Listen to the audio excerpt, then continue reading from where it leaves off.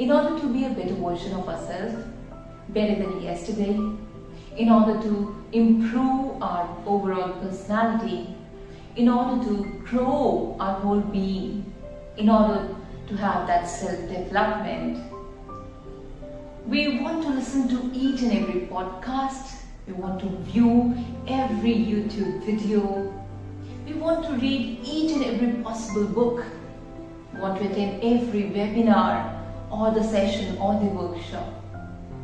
And sometimes this brings us to the point of self-development burnout, where we feel stuck, we feel lost, we are without a focus, we feel exhausted and drained out.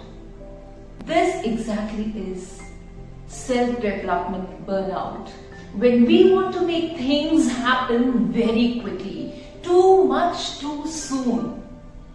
When we want to hasten up the process of this self-development. When we become too unkind to ourselves, too harsh on ourselves. So whenever we are at the point of self-development burnout, we can always remind ourselves 3 important points. Point number 1. Think of that bud of flower. That little bird of flower, we cannot force to open it up and turn into a flower.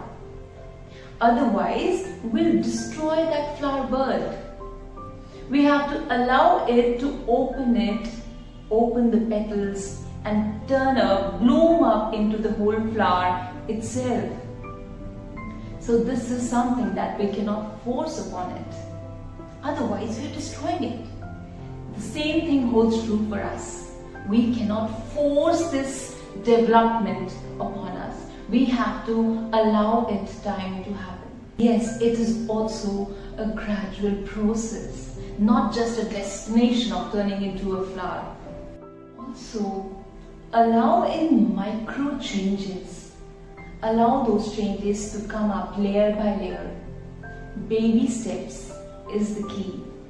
Point number 2.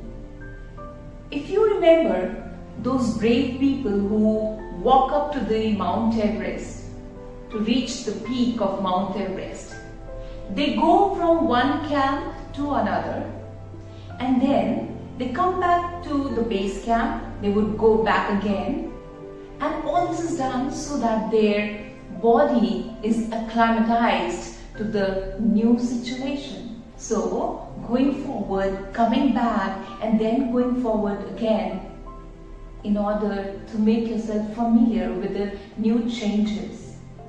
Similarly, in this process of self-development, we have to focus on one step at a time, one area of growth at a time.